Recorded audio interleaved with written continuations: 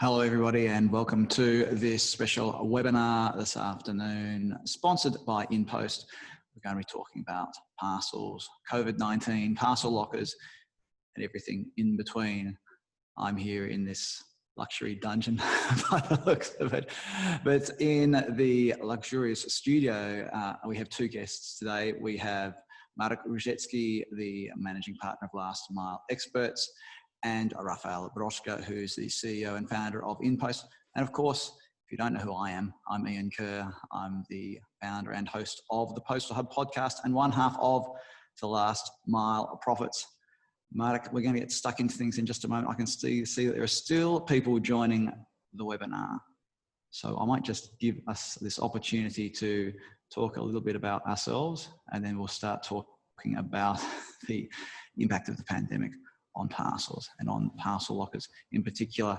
So Marek Różecki, who's my co-host on The Last Mile Profits, quite probably the best video series on the last mile going around, by the way. Marek, a quick comment for you before we get stuck into things. What's been your personal experience of the pandemic, of being locked in? My personal experience is it's challenging. I think anyone who's used to living an active life finds it very difficult. But on a selfish side, I would say if there are any winners at all, then it's the last mile. I've spent more time on the internet. I don't know, Rafa, what's your experience? But Same. Than ever before. Visited his parcel lockers as well, more often than ever before. So exciting times, I'd say. Well, I live in a bit of a parcel locker dead zone. I've got to say, I haven't been able to collect any parcels from a parcel locker, but I too have been a big user of e-commerce and getting things delivered and experiencing that contactless delivery firsthand. Can you experience contactless delivery firsthand? Ponder that one. Marek, we might hand over to Rafał briefly. Rafał, what have you been up to during lockdown, and have you been ordering lots of parcels to your own lockers?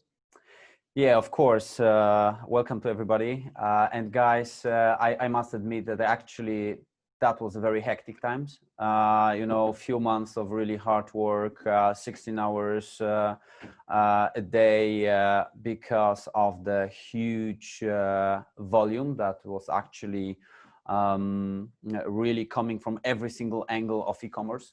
And really people that never have been used to locker delivery, they actually have discovered that this is actually something created just right for the lockdown.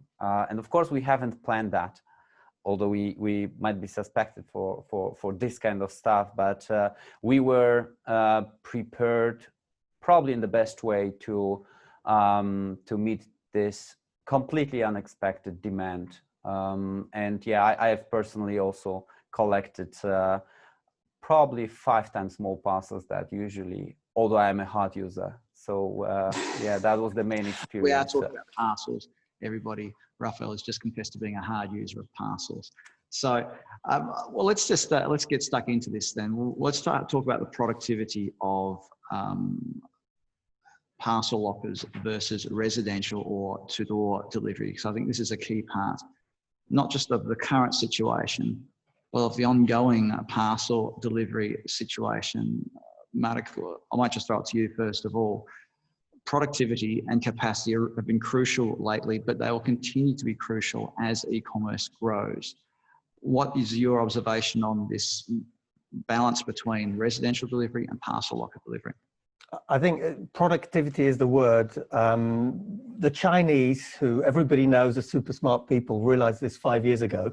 5 years ago, there were almost no lockers in China. Today, there are 330,000 machines plus. The simple reason why is it was the only way to meet the massive demand of e-commerce volumes. So productivity in that respect is, I would say, key. And the second thing, of course, there's economics behind it. Yeah. I don't know what your experience, Rafa, is. Yeah, actually, we've started 10 years ago, and that was my first idea that this will disrupt the traditional way of delivering of parcels. We were starting on a really very competitive market. All the big brands, probably also the the audience right now, partially already present on Polish market, very competitive price, actually red ocean in terms of pricing. So the only way to enter parcel market was to disrupt the current situation, and the productivity, the efficiency of delivery, that one man can deliver 800 parcels during 8-hour shift. There's no comparison. That the best in class courier can deliver maximum 100 in B2C. So so that was actually something that was the background for our future development. And of course, you know, now we've built the mass scale. We are #1 in Poland, and because of that, because of the efficiency, quality, and of course all the other features, like, you know, completely safe, or the safest way of contactless delivery, but also first mile, because you can ship a parcel also just using the app without touching the screen. That really play a huge role. And you know what, Rafa, I agree. And there are things people see and things people don't see. One of the great things about lockers and PUDO, generally out of home delivery, is the fact that the first time delivery rate is so high, because people, of course, they understand the efficiency, but the other benefit that's not so often talked about is the fact that you don't have failed deliveries. And that's really important. True, you don't have failed deliveries. On the other hand, you have a very easy way to handle your returns, because also you don't need to make another appointment with the courier to just pick up your returns, and that's really creates, you know, 24/7, because this is the DNA of InPost. We have 24/7 delivery to lockers. That creates a lot of opportunities. We've created weekend deliveries during COVID, because we were the only company that could match this demand by quickly, you know, launching the Saturdays and Sundays deliveries. That's, you know, thanks to lockers. And I think, to be honest, that sort of customer-centric activity is what has helped you win. I remember when I left DPD was the #1 in the market, and it's taken a couple of years. And that dramatic change, I think, is largely powered. The title of today's webinar is Locker, the New Power on the Last Mile, and it's largely powered by lockers. True. Ian, how well, maybe this is a sign for us to move on to this discussion of what's happened during the pandemic, what's happened with parcel volumes, and how lockers and the last mile fits into all of this. We have a slide we might just quickly bring up relating to the pandemic, and quite simple. It says there, courier volumes are exploding. If I can bring my Australian perspective to this, we've seen in Australia that parcel volumes practically doubled overnight. And this created a huge number of issues. One was that the vans that went to the e-commerce retailers to pick up parcels were overflowing, or might not have been able to take away all the volume. There was problems in the parcel processing centres with backlogs, and Australia Post had to throw together, you know, pop-up parcel processing centres around the country just to cope with that volume. And then there was a last mile. So in the last mile, we saw contractors, last mile owner, driver, subcontractors, whatever you want to call them in your different markets, they saw a doubling of volumes. So they had to find vans to deliver. Marek, do you have any examples you want to share about what you've seen in different markets with regard to what happened with volumes? Absolutely. And the planning problems around it? I think this is the key part, is that you're able to plan for peak. You've got weeks or months to plan for peak, whereas this just happened overnight. Absolutely. I think it's hit everyone, whether it's postal operators, whether it's carriers, of course, in the B2C sector. And irrespective of the geography, volumes have probably doubled in most cases on the parcel side. And you're right, the guys and girls who've been prepared, the ones who have a strong out-of-home capability, have been able to deal with it.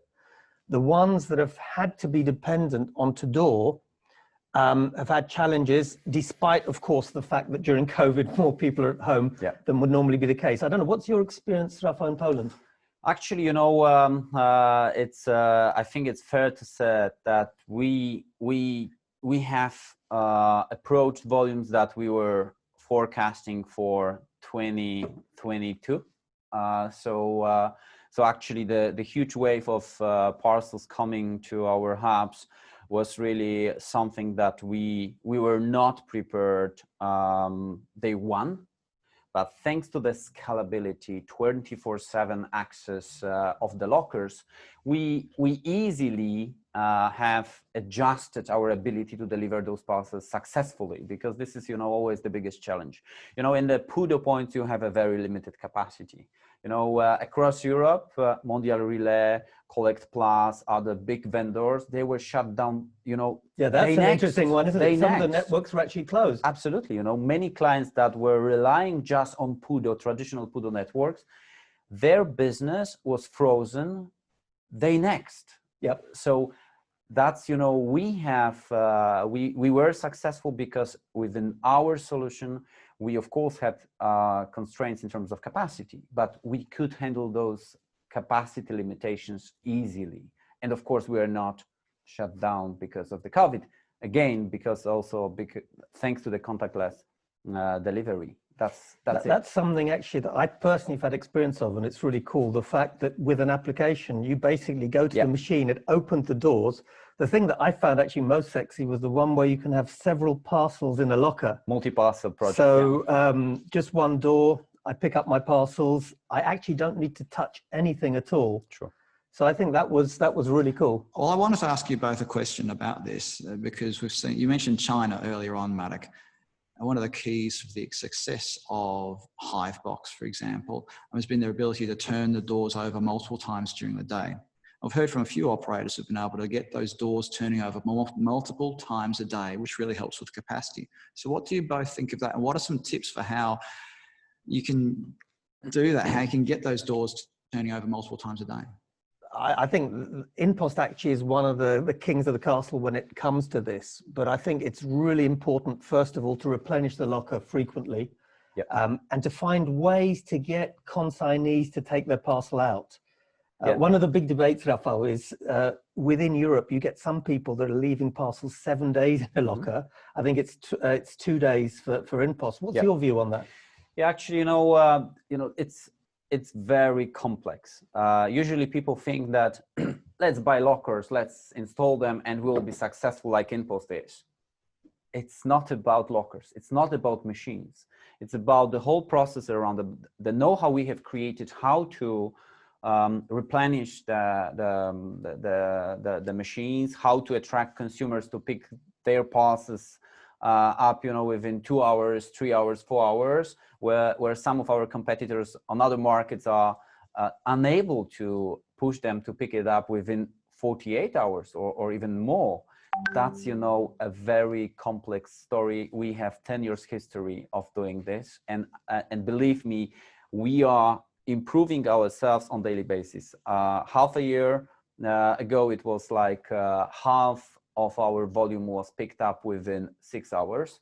Today, half of our volume is picked up within 4 hours. Wow. Which means that actually with 24/7 network, if you can replenish the lockers, 5-6 times during the peak, you are actually having 5 times bigger capacity of the network. So this is, it's not about machine. This is the statement number one. You can buy thousands of machines and be not successful on this. Well, actually, that's a very good point, because I know at least one very important Chinese producer of machines who actually produced very good machines, but the software didn't match the needs for Europe. Yeah. So I would agree with that. It's really important that you have the machines, the software behind it, and then the processes and customer experience elements. So good machines here can actually be used significantly more than 100%, as it were, in one day. So exactly. Our best machines have got utilization over 800% a day. Oh, well, that's a record. That's a record.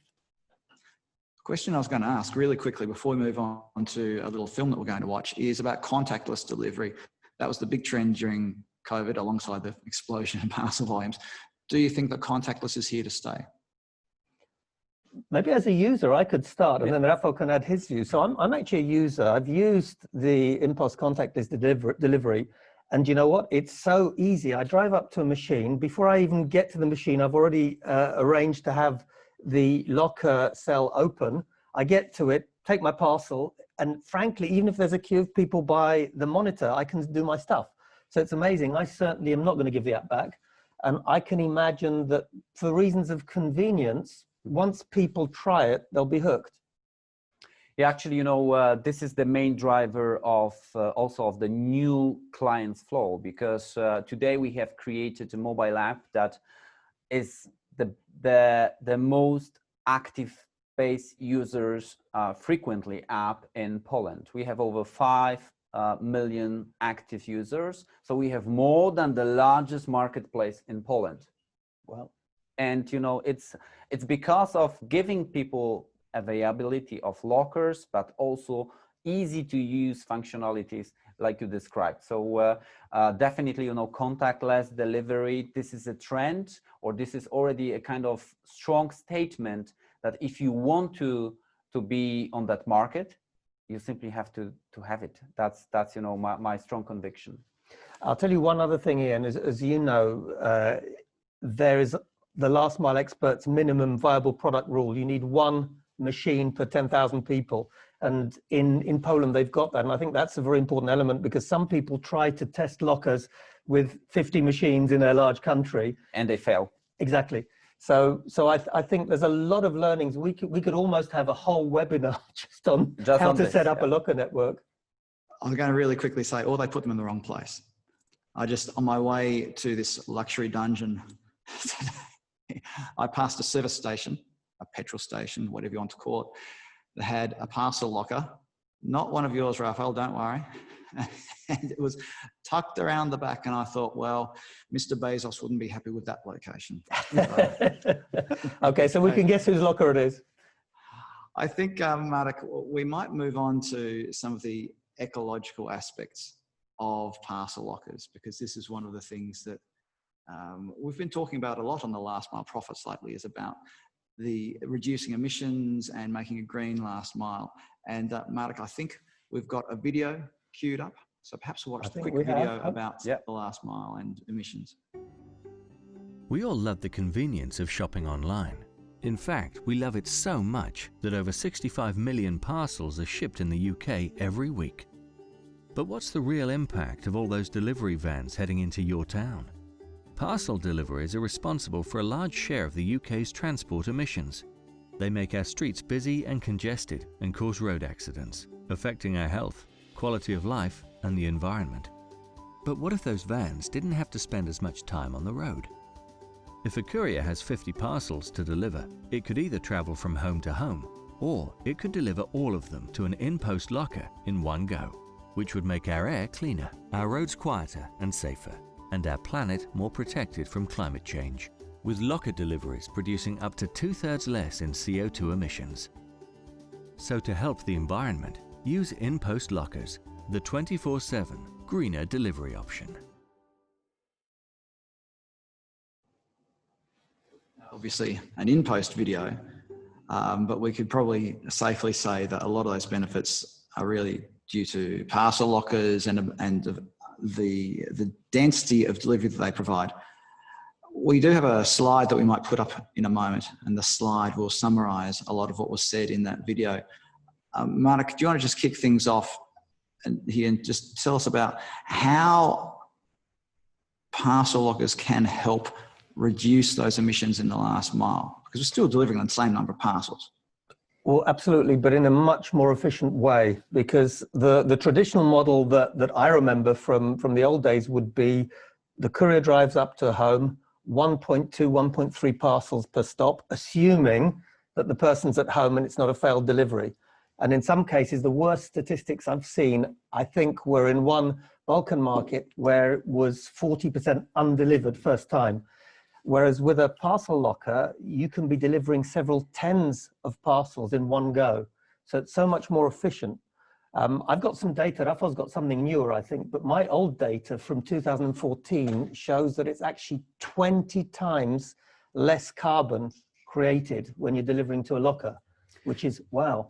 Yeah, actually, this is the mechanism that I have described at the beginning. So if one driver can deliver 800 parcels a shift, of course, he's not delivering them into single points. He's delivering with such a big number into 5 locations, into 5 lockers. So if you want to engage 10 drivers for door-to-door, you may imagine each of them is doing 20 to 55 kilometers a day, a shift, to deliver same number of parcels. What does it mean in big numbers? It means that, you know, one parcel we deliver to locker generates approximately 0.1 kilogram of carbon dioxide. The same parcel delivered to door is 3 times more. But outside of cities, it's 1.4 kilogram per parcel delivered to door and 0.13 to locker. That means that actually, let's consider that you have a split of 100 million parcels. Half is delivered to lockers, half to door. So just, you know, savings on the carbon dioxide emission is a year 75,000 of tons. Is it a lot? Let's imagine then 1 hectare of pine trees is actually consuming 20 tons of carbon dioxide a year. 1 hectare is 400 trees. So if you as a hot user order 40 parcels a year to door, then the emission is higher. If you order the same number of parcels to locker, it's like you plant 1 adult tree without waiting 20, 30 years to make it mature enough to consume enough carbon dioxide. So really, this is actually, I must share this information, the whole communication strategy for us in forthcoming months is going to be green. And we have such strong arguments to claim that we definitely count for millions of new users using parcel lockers. I think in a minute we're going to have a slide, so Rafa can talk through some details there. But one thing that I find really great from an eco point of view is that unlike a to-door delivery, the locker is in a fixed place, easy to park. Even a courier that's relatively new will find it. So it almost makes a B2C delivery like a B2B delivery, because it's a fixed location. Consolidation of the volume. Exactly. Yeah.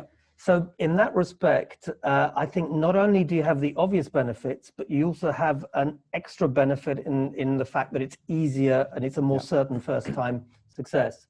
And maybe the second argument, that half of the people visiting lockers, they also visit nearby shops, which is a pretty strong point for landlords, why they want to host lockers on their premises. What did you call it? Was it trip chaining or something, Ian? Trip chaining is the phrase. Trip chaining, it's exactly that, where you basically link things together. I think that's cool.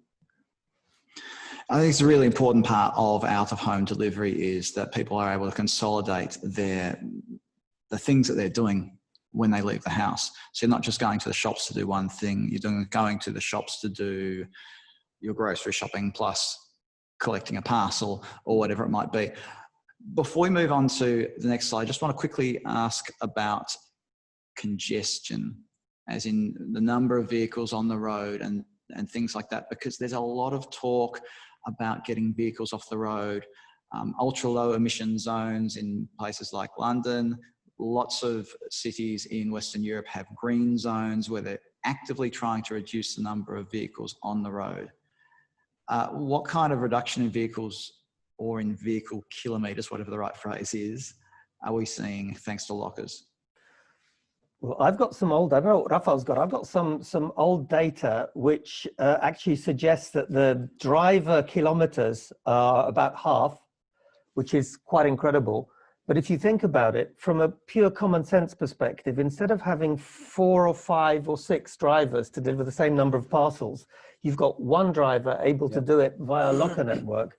So I personally believe, and it would be interesting to get your feeling on this, but smart cities are going to start actually saying we want lockers because we don't want all these vehicles replicating the same routes in town. I think there's something happening in Salzburg in that. Yeah, actually in Salzburg, we have a project that we've started together with the city, where actually this is the plan. If you want to deliver parcels within a city center, you need to drop them into the lockers that are simply owned by the city. And this is the easiest way. You know, we can, if really the traffic might be reduced by 90 to 95%, that means that instead of 10 vans in City of London on the street, you just need one. Of course, even if you add that some of the people still need to have this delivered to home, let's add 2 other vans. It's 3 instead of 10. So this is, you know, it's a no-brainer for me. I mean, this is the trend, and we already observed that many cities are contacting us how to implement same project like we did in Salzburg. I think I don't. And Ian, Marek, can I what's your quickly view? jump in here, Marek? Sorry. Density of network seems to be critical here as well, because if the locker is walkable distance from your house, then you're not going to use your own vehicle. So I know that's a question that someone's already asked in the chat as well. All we're doing is substituting my trip in a car for a trip with the van coming to my door. So what's the real saving? Well, the saving is that if the locker is close to you, you're walking to it. So do you have a quick comment on the density of lockers? Well, maybe I'll Yeah, I'll there is a second very important element. Actually, this question is very often, you know, when I have some conversation with people that don't believe in lockers. Yeah, so it's not just because you are not using your car to go and pick up your parcel. 78% of pickups people do when they are commuting to work, to pick up their children, to go shopping. So it's not only to go by walk, it's also, you know, how the lockers are located, where people travel. And that's what I said, you know, in 78% of the cases, it's not just an empty route to pick up your locker. It's on my way. It's somewhere. on your way. So Yep. still you already, like, you know, create your CO2 footprint, but you can do few things at once, decreasing the other elements that are creating these congestions in the cities, but also, you know, the CO2 emission. Yeah, I mean, my view is that density is fundamental. Definitely. Because forgetting even the eco side, if you don't have enough machines, True. people won't use them. So, and then we've got to remember, we didn't even really talk about this, but returns are such a big issue. And again, it's not really an eco thing, but this is so fundamental. And if you've got a machine nearby, you don't get a courier to specially come to pick up your return, one parcel, which yeah. is an ecological issue, actually. There's another question probably around residential parcel lockers as well, which has come through on the chat, but we might save that till the end, because I want to get into one of the key parts of our discussion today, and that's about customer delivery preferences. And we've got a very interesting slide to bring up here. Yeah, this is the blockbuster one. Customer delivery preferences. I like this one. So maybe to comment this, actually, April 2020, this is the first time, and probably we are the only case across the world where, according to the survey, consumers are preferring lockers than courier services. So we have actually overpassed courier services, and that's really a powerful number. 80% of people really claim that this is their preferred channel of delivery, and also channel for sending parcels, because let's bear in mind, it's not the last mile, it's also the first mile. So this was a 10 years journey to land up here where we are today, and this is always a long-term journey. It's not that you can have unlimited resources to buy thousands of lockers, set them up, but, you know, definitely the customer adoption, the way you educate clients, the way you communicate with the clients, the way you use merchants to convince clients to use your solution, this is a marathon. It's not a sprint. Well, I have to say that what's interesting is, although we've got real data from Poland, we've seen in several markets where people have a suitable locker network that the Net Promoter Score is incredible. I was shocked, and very often I hear, well, hold on, the truth is people prefer to door. Yeah. Actually, it's not the truth anymore. Some people will prefer to door, but more and more people like the convenience of choosing when, where, and in my particular case, what I like is the fact that I know I buy something, I can return it really easily, hassle-free. So I think this is a You know sign what of things this to is come. like, Marek? It's a bit like the old PO box, the post office box. Now, why did people get post office boxes when they could get their letters delivered to them at home?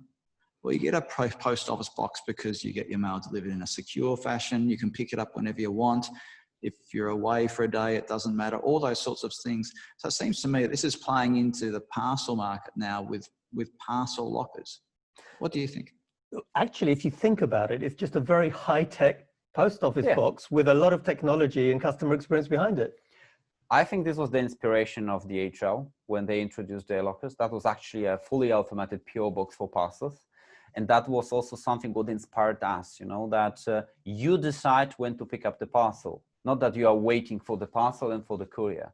And actually, you know, commenting your statement about NPS, I can disclose that actually in our latest survey, we have conducted 2 months ago, it was, sorry, 3 months ago, pre-COVID. Now our NPS is 86 in lockers. The closest competitor, 21. Wow. So, you know, these numbers, there are numbers of Google, Amazon, and, you know, skyrocketing, yeah? And of course, this is a very constant day-to-day work. When we've started, it was 30-something, it was 40-something, 50-something. Now we reached 86. And I think what's interesting is wherever you have a well-planned and dense locker network, I'm seeing similar types of results. And I think it's a sign for the future. What's interesting now, we get weekly calls from potential new customers that we want to set up a network quickly. The issue is it's not so easy to do it quickly. And I think that, again, could be a subject for our webinar. Yeah. Well, in fact, that was the question that's come through from John Acton. And John, do you like my shirt today? Comment below, mate. John commented, you know, if it's taken 10 years for InPost to get to this stage, is it possible to accelerate that process? If somebody came to you today, Raphael, and said, well, we want to set up a locker network, how do we do it? And is there a way for us to accelerate adoption of parcel lockers? Or what would you say? Yeah, actually, it is absolutely feasible. We made a lot of mistakes. We've learned a lot. That's what I'm saying. It's not about buying machines. You can buy, you know, across the world, there are probably 30 different producers. When we were starting, there were only 2. So it's not about machines. We've learned a lot. And now every single market we want to enter, and this is the case in the UK, where we actually finished our pilot phase with around 1,000 machines. And now we are really installing 20, 30 a week across the country. But typically we focus on the biggest, the largest cities. Another country we are rolling out right now is Italy. And we can do it 3 times quicker than we did it in Poland.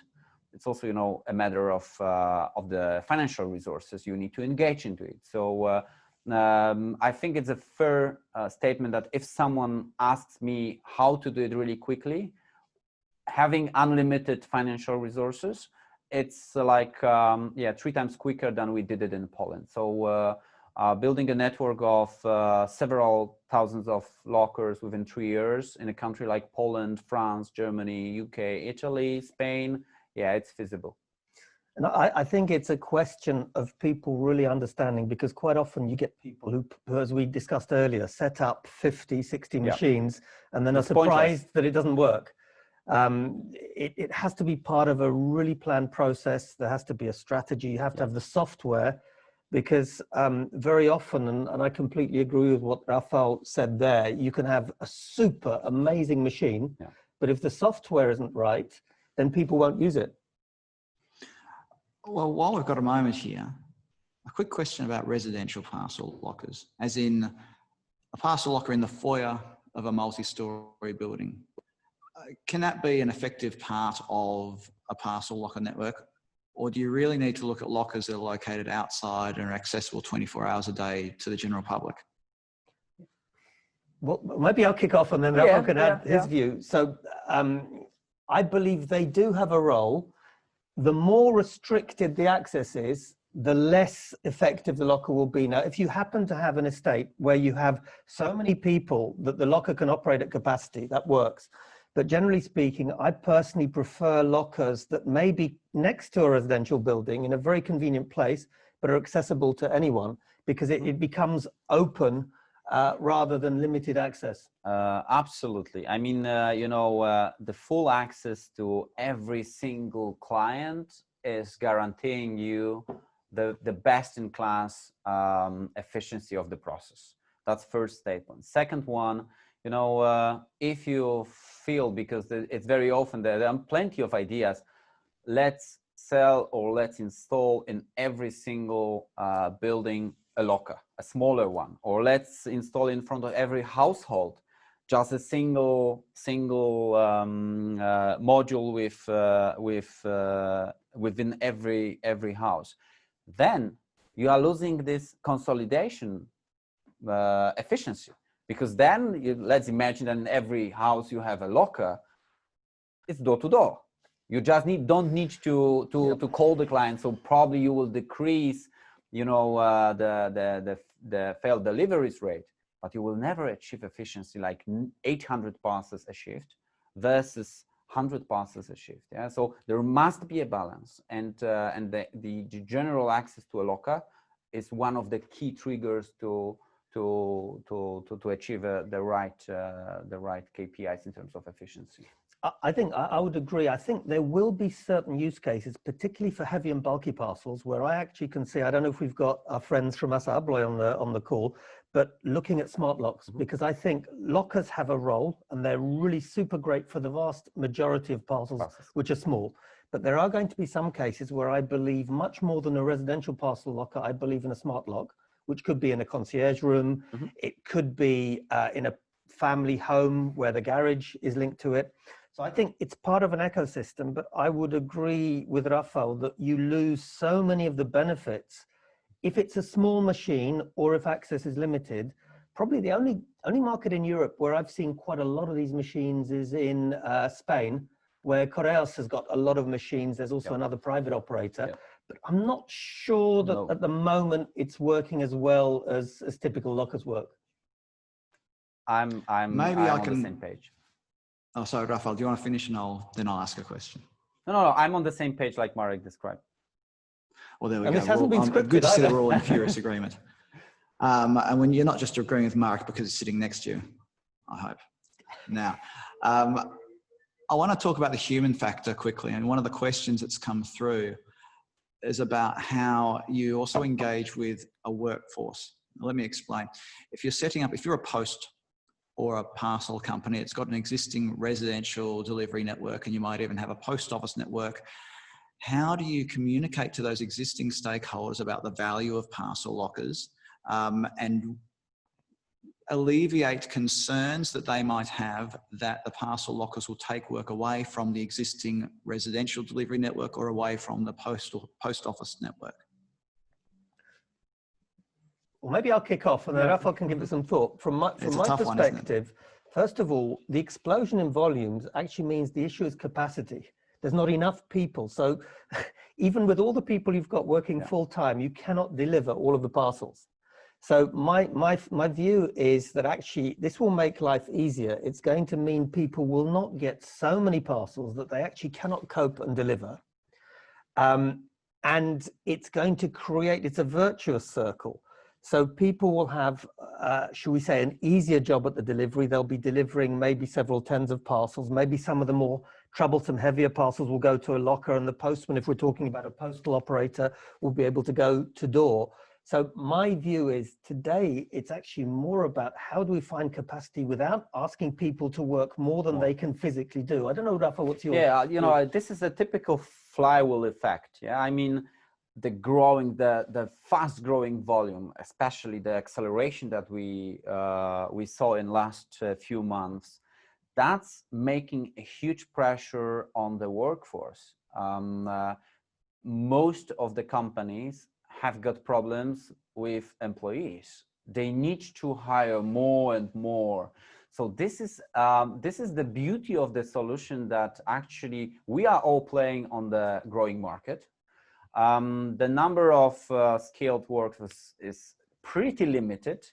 So we can easily adopt people that were so far working in the declining business, like the typical letter postal business. So I'm absolutely, and I fully agree, you know, delivering to locker is much more easier than going to the fourth floor, knocking the door, trying to take the signature. By a dog. Exactly. So, you know, it's no brainer that, you know, this is much more easier, much more convenient.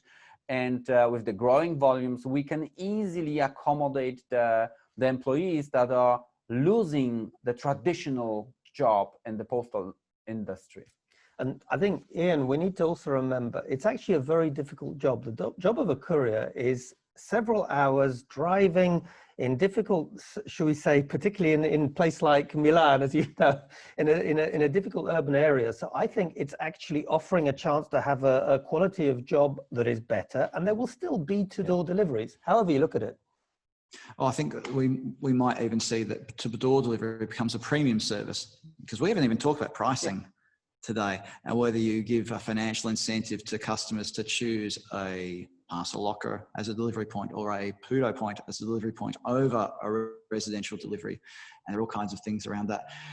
What I want to get to in just a moment is the question of carrier agnostic versus carrier specific, because we've had about 1,000 questions about this in the chat and the Q&A so far. Please keep asking your questions. We'll try to get as many as we can. While our guests in the studio are thinking about this, though, we're going to have a quick poll.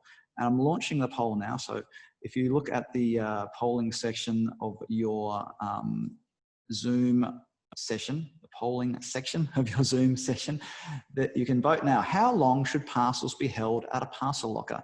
There's no right or wrong answer here. Just want your opinion. How long do you think parcels should be held in a parcel locker? And this is really some topical. Very interesting answers coming in so far. Really We've had topical, 2 people Ian. say more than 1 week. This is really topical because there's some operators that I think the record I've seen was a Nordic operator that allowed parcels for 1 week, which is quite amazing. And I'm not sure that's very efficient. And then there are others where you have literally next day. So quite interesting. I think Amazon does 48 hours, Marek. Amazon does 48 hours? I think so, yeah. Well, so does InPost. Yeah. There you go. I think Australia Post does 3 days at the moment.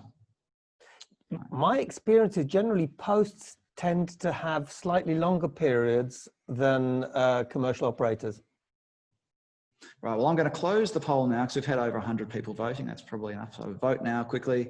If you're undecided, vote now, and we'll close it. And I'll share the results with everybody now. Interesting results.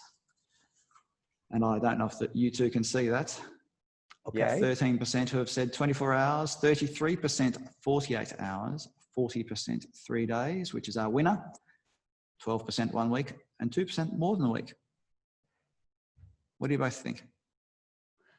Actually, you know, we had 3 days in the past, but based on our, you know, learning curve observations, we decreased to 48 hours and no churn.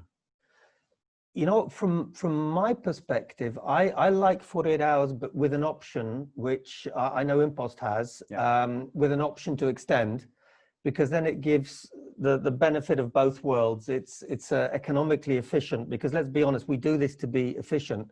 And coming back into something you said before we looked at this, about pricing, lockers have been the backbone of subscription models. As far as I can see, there are only 3 operators I know of in the Western world that have succeeded with a good subscription model. One is, of course, Amazon, and I was part of creating that. The other one is Allegro in Poland, and the third one that I've seen at scale is Empik in Poland, and they all started with out-of-home infrastructure because it's the most efficient way to do it. Well, then now it's time for the big question that everybody's asking: carrier agnostic or carrier specific?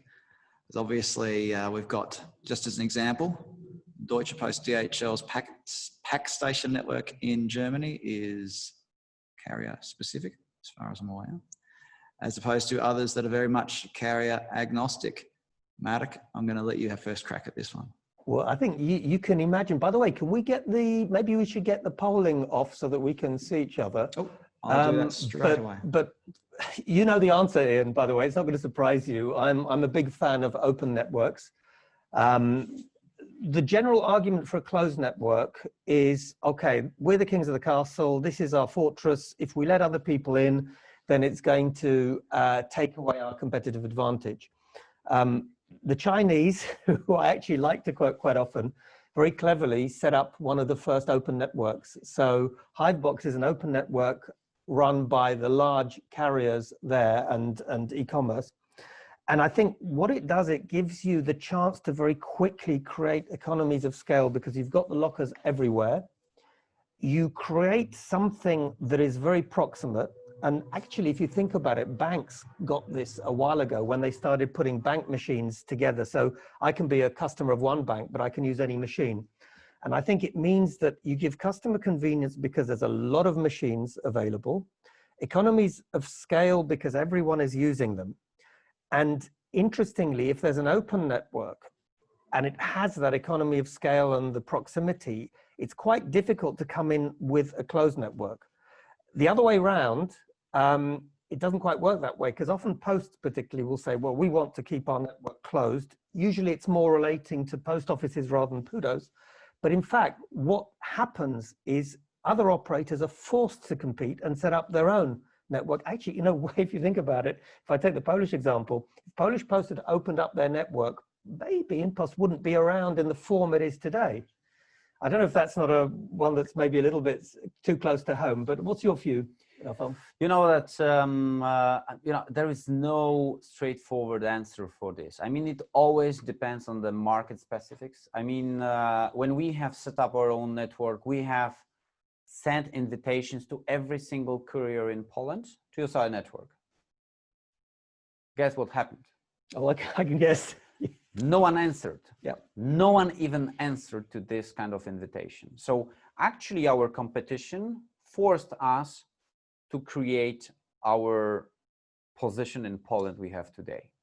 So in the UK, for instance, we starting from day one, we were open for every single courier. In Poland, we also do door-to-door delivery. Historically, we had background in this area. So actually today we have no capacity to accommodate other people's volume. That's true.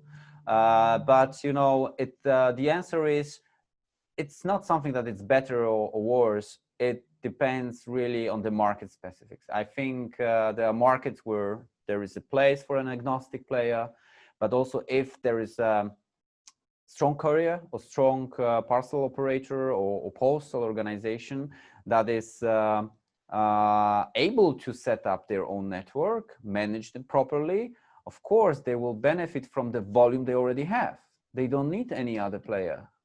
Oh, I think this could be really good. I think this is a subject for another webinar because Rafa and I could have a good discussion because, you know, as everyone knows, I am probably the #1 fan of open networks. I do agree there can be specific use cases. And I think in your case, for historical reasons, because you have the to-door delivery element, it makes it more difficult.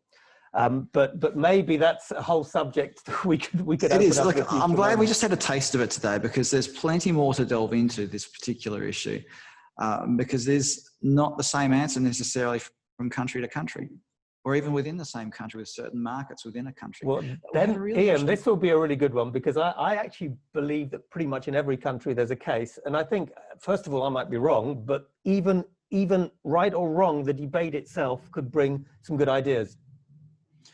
Perhaps. So maybe something for a future webinar, everybody. I want to quickly ask a question about cash on delivery. We've had a question here about cash on delivery, which used to be a big thing in many parts of Europe and still is in Southeast Asia. What are your thoughts about cash on delivery and parcel lockers? Can the two coexist? So quickly, it depends on the market. The technology is there. I mean, if there are markets that are dominated by COD, then there is not a problem to allow them to pay by card using the NFC or even cash acceptators. But, you know, Poland is a market with almost 40% of cash on delivery. And we are very, very convinced that we have to have at least, you know, card acceptator for the cards. Believe me or not, less than 1% of parcels in our network are cash on delivery parcels. Simply, we have educated people that locker is best to use if you don't need to deal with cash. We are so convenient that, you know, of course, you may pay by cash, but people are usually prepaying. We have a kind of premium clients group that uses lockers instead of people that are more shaky. They want to touch the product, then to pay. We have early adopters, and you know, now there are millions of people that are using this. But when we really began the trip with lockers, we were convinced that the end game is lack of cash on delivery, which is also helpful for the organization. You know, no one wants to deal with cash. Well, I have to say that we've done some research and we've seen in several markets, and what was interesting is, provided that, exactly as Rafał said, the consumer is fairly e-commerce savvy, and probably also the credibility of the e-commerce operator. Sure. If there's a credible e-commerce operator, then actually lockers don't need that capability. One other market in the region that has, if possible, more COD than Poland, turns out that they've blocked cash on delivery payment in machines for operational reasons. Did it affect the number of parcels? Not at all. Yeah. So I think we'll find that it's not so needed. One other thing that I would share, and I'm sure Rafał will comment on this, where it's physical cash, the things that go wrong in a machine more than anything else are receipt printers, yeah, or cash counting devices, because they need to be replenished and they can go wrong. So if you can possibly avoid it. Plus a risk of robbery. This is another Absolutely. risk, yeah, that may happen. So, well, thank you both for that answer. Another thing that we could probably go on about for hours and hours is about cash on delivery and electronic alternatives and things like that. I want to ask a couple more quick questions because it's almost time for us to wrap up. We've got a personal message here from John, who is formerly of Nightline and Parcel Motel. John Tui says, technology in the lockers, are we heading towards more of a smartphone interface? What that is, the customer takes a smartphone to interface with the parcel lockers, or we continue with a traditional way of interacting with the parcel lockers with a touch screen and things like that? Any comments from you both on that? I think there's two concepts. The very new lockers, which generally speaking are battery powered, they don't need power access, have to work with apps because of the way they work. Because as far as I understand, Rafał's probably close to this, but basically they use Bluetooth technology and they use the power of your own mobile device to operate them.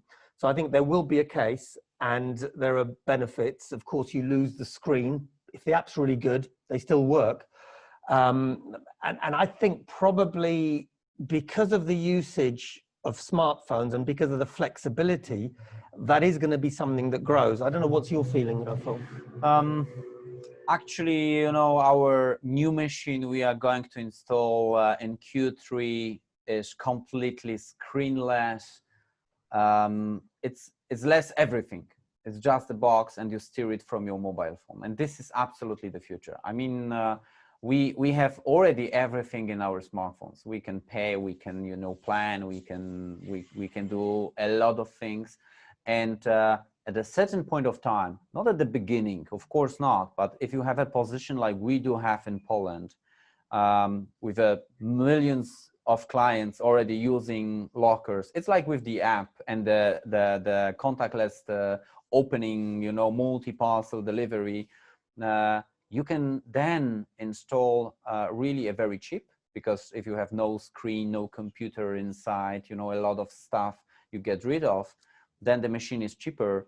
And of course, you have easier adoption by the clients using already your app. You should do this. For the beginning of this journey, probably not. but at a certain point you are decreasing the capex dramatically. But this is exactly what I said. It's not about the machine. It's about the whole environment we have created. That's the biggest challenge. And that's where the software becomes so important. So important, yeah. And, you know, I can see two other benefits. One of them being that where you have your app, you go up to the machine at your convenience, you can do it. You're not stuck with one screen where there could be several people or sun in your eyes or whatever else. So I see that as being a real benefit. And then one practical thing with these new tech machines, much easier with the planning permission. You don't need to have electricity physically in some places because they're very mobile. I would imagine that it's a lot easier to actually implement them. Yeah. E-commerce returns, we said we'd come back to it, and it's now 3:57. So we're coming back to it now. E-commerce returns via lockers. Is it a good thing? Is it working really well? Is it critical in this age of contactless everything? What do you reckon? Yeah, I think the trend is there. And maybe one very important point, you know, is that now this technology is going to be adopted also by the e-grocery. Yeah, so we've already started as InPost in Poland. We want to accelerate. We have designed new e-grocery machine, three different type of compartments with 3 different zones. So frozen, chilled, ambient. Looking at the COVID situation, you know, all these, you know, companies that were delivering grocery, they are booming, they were booming, and there is a bright future in front of them. And actually, you know, being a market leader in any market in parcels, you need already to plan what's going to be in 2-3 years from now. And the e-grocery is the fastest growing part of the e-commerce right now. So the last mile for this is becoming another huge challenge if you want to stay at the market. And I think grocery will be an interesting subject. It will completely revolutionize the way things go because you can't use traditional distribution networks. You need localized stocks. So, but that again, grocery could be a whole new subject for another webinar. Groceries. What about e-commerce returns? You know, well, maybe then I'll take the returns one.